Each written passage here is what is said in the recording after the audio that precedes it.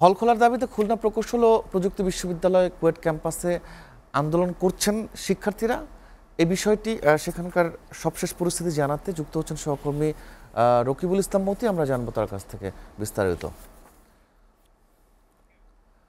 মতি, কুয়েট ক্যাম্পাসে এই মুহূর্তে কি অবস্থা? তারা যেহেতু আন্দোলন করছে এবং হল কি তারা খুলবে কিনা, প্রশাসন সে ব্যাপারে কিছু জানিয়েছে কিনা আপনি যদি জানাতেন।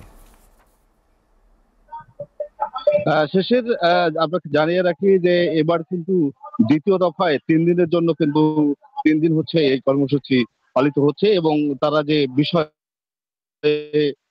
তারা এখন যে বিষয়টি বলছে সেটি হচ্ছে যে গতকাল সিন্ডিকেটে কিন্তু একটি সিদ্ধান্ত হয়েছে, সেই সিদ্ধান্তে 37 জন শিক্ষার্থীকে বহিষ্কারের যে আদেশ দিয়েছে সেই আদেশের বিপক্ষে যে তারা বলছে যে সেই আদেশ তারা মানে না এবং তার জন্য কিন্তু তারা এখন ক্যাম্পাসের ভিতরে বিভিন্ন রকম বিক্ষোভ করছে। এখন তারা অবস্থান করছে স্টুডেন্ট ওয়েলফেয়ার সেন্টার আছে সেই সেন্টারের নিচে।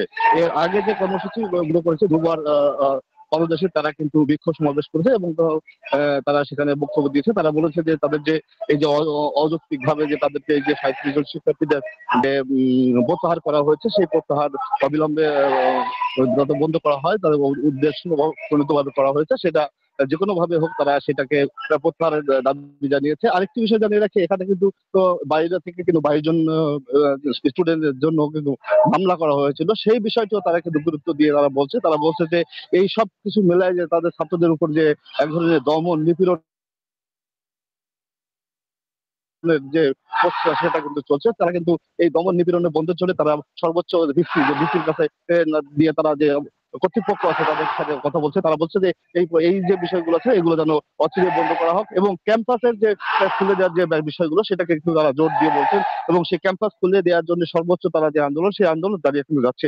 তারা যে বিষয়টি বলছে যে এই এখন দূর দূরান্ত থেকে তারা কিন্তু এই যে ক্যাম্পাসে এসেছে, ক্যাম্পাসে আসার পর কিন্তু তারা এখন দেখছে যে তারা ক্যাম্পাসে ঢুকতে পারছে না। তারা বলছে যে ক্যাম্পাসে তারা কিন্তু এখন যে তারা বলছে যে বিভিন্ন জায়গায় তারা রাত্রি যাপন করছেন এবং তারা কষ্ট সাধন করছেন বলে তারা অভিযোগ করছেন। তারা বলছেন যে এই হঠকারী সিদ্ধান্ত, এই সিদ্ধান্তের প্রতিবাদে তারা কোনোভাবেই মেনে নেবে না এবং তার জন্য যত রকম আন্দোলন আছে তারা এই আন্দোলন অব্যাহত রাখবে বলে তারা এখন পর্যন্ত দিয়েছে। তারা এখন একটু পরেই তারা নতুন করে কর্মসূচি দিবে। সেই কর্মসূচির অপেক্ষায় আমরা গণমাধ্যম কর্মী যারা আছি তারাও এখানে অবস্থান করছি।